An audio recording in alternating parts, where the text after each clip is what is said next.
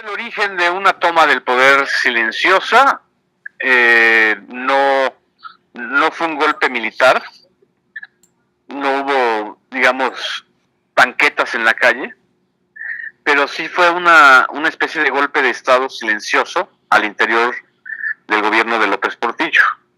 Desde entonces hasta la fecha no han soltado el poder, ¿no? Se han peleado entre ellos, han habido disputas, ¿no? Pero ellos han tenido el control ya no solamente de las decisiones económicas y financieras fundamentales, sino también de la política, del partido en el poder, o de los partidos en el poder, porque también la tecnocracia ha gobernado o ha cogobernado con el PAN, ¿no? ¿Sí? Y ese golpe interno se da justamente como resultado de una crisis dentro del viejo sistema priista, ¿no? De entonces.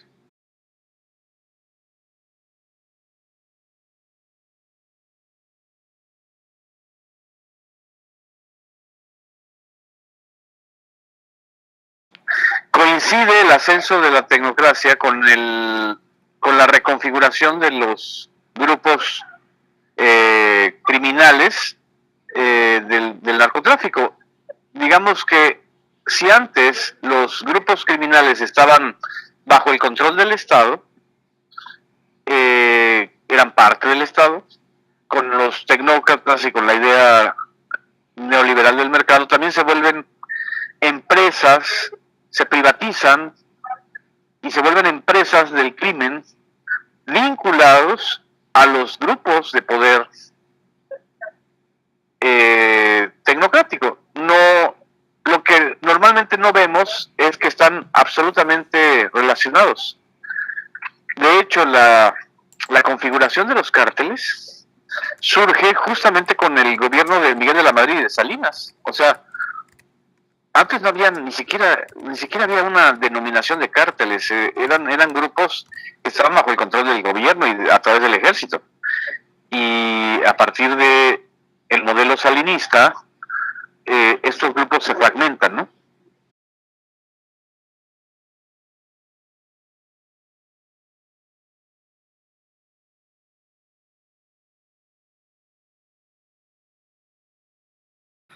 Eso es muy importante, no podíamos entender esto sin el ascenso ya de un proyecto hegemónico global, que es el que encabezaba Ronald Reagan, el que encabezaba Margaret Thatcher, toda la ola neoliberal, ¿no? Que digamos tomó el poder en los puntos de decisión fundamentales, ¿no? Y en México lo hacen a través, pues, de los que estudiaron en las universidades que se formaron con la ideología de Harvard o de Yale o del MIT, ¿no?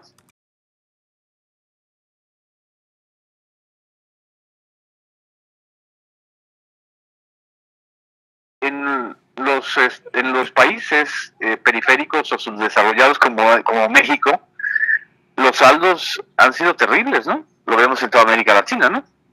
No te puedes explicar lo que ha pasado en Venezuela, en Colombia, en Brasil, en Argentina, en Bolivia, en México, sin esos efectos del modelo neoliberal, ¿no? Pero en ningún país como en México ha habido una tecnocracia tan sólida, tan dura, tan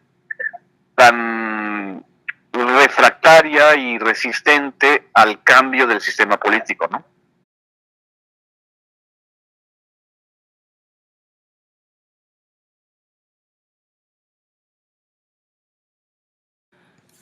En una primera generación, en la primera oleada, digamos, son ellos, ¿no?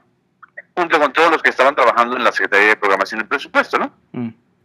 La segunda oleada es la ruptura en el seno del grupo de Salinas, que es la llegada de Zedillo, ¿no? Y luego la prolongación de esa disputa a través de la alternancia, ¿no? En los dos gobiernos panistas de Vicente Fox y de Calderón estuvieron presentes los cuadros de Salinas y de Zedillo, ¿no? Y con Peña lo que hay es el intento abortado, o más bien frustrado, por los excesos de corrupción, de crear una tercera generación de tecnócratas con Luis Videgaray al frente. Luis Videgaray quiso ser el gran Neo Salinas, es decir, el nuevo padrino de la tecnocracia, y la apuesta, pues como lo estamos viendo, le ha resultado muy cara y muy fallida. Su candidato presidencial está en tercer lugar. Su apuesta por una relación, digamos, de docilidad con Donald Trump no le ha servido de nada.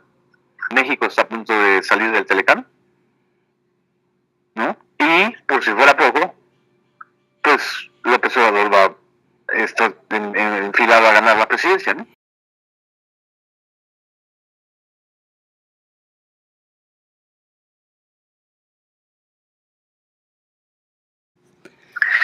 Mitt pertenece a esta tercera generación de tecnócratas que quieren empoderarse, pero nunca, y no creo que ya le dé tiempo, se distanció de su mentor y de su padrino político, que es Luis Videgaray, ¿no? Mitt lo que representa es la idea de que los tecnócratas pueden ser tanto del PAN como del PRI o como del PRD, ¿no? Desgraciadamente, su campaña ha sido muy fallida, porque lo que él no se ha dado cuenta es que la gente está justamente ya harta de este tipo de políticos que dicen que tienen mucha capacidad, pero han dejado al país en ruinas, ¿no?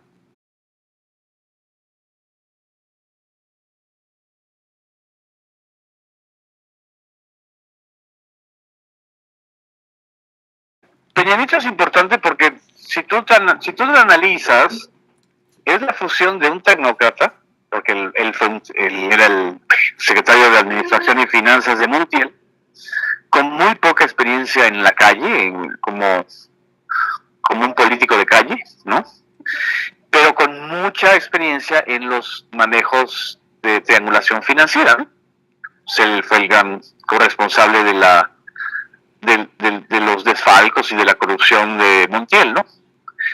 Pero a eso le agregas que también fue el último producto más, yo le llamo el producto más acabado del grupo cleptocrático más fuerte de México, que es el Estado de México.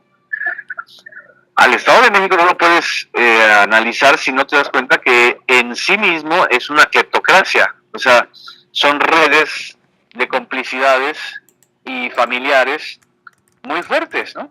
Que vienen desde Carlos Sainz, ¿no? El proyecto de ellos era durar muchos años en el poder nacional, ¿no? El gran problema es que nunca se han dado cuenta que México no es el Estado de México, es decir, las condiciones que tienen ellos de control en el Estado de México no son las mismas que tienen para el país. Entonces, el fracaso de Peña ha sido rotundo porque hay un país muy distinto al Estado de México. De hecho, han querido o quisieron aplicar y quieren todavía aplicar el mismo modelo del fraude electoral del Estado de México a nivel nacional. Eso ya no va a ser posible. Y construyeron a un candidato pues igual que Peña, es decir, pues dale mucha televisión, dale mucho escenario y va a crecer, ¿no? Pero no sucedió nada de eso. ¿Por qué? Porque ya hay un cambio de modelo de comunicación, ¿no? Ya no funcionan como antes funcionaban esos telecandidatos, ¿no?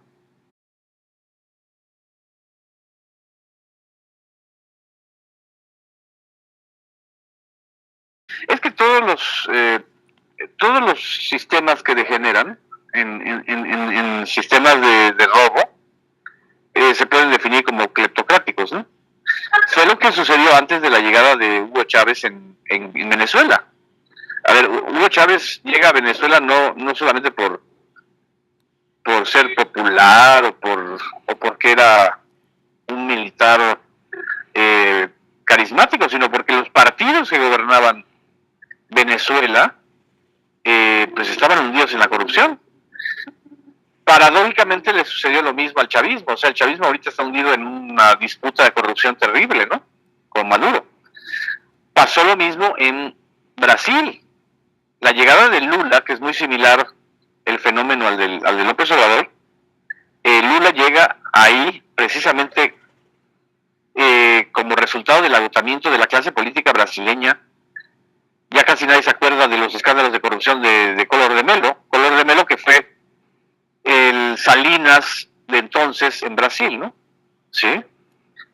Y en el caso de Argentina, ha sido recurrente. Ahí sí, tanto peronistas como radicales han tenido este tipo de crisis, ¿no? Pero en el caso mexicano, la diferencia sustancial es que es un sistema de partido hegemónico, ¿no? O durante muchos años fue un sistema de partido hegemónico, ¿no? Y entonces el ensayo de la alternancia, ¿no? Pretendió como maquillar una democracia, ¿no? Pues cualquier mexicano te va a decir que eso ha sido una ficción, ¿no? O sea, en realidad no ha cambiado ni la conducción económica ni las maneras de corrupción, y al contrario se ha aumentado el nivel de violencia, ¿no?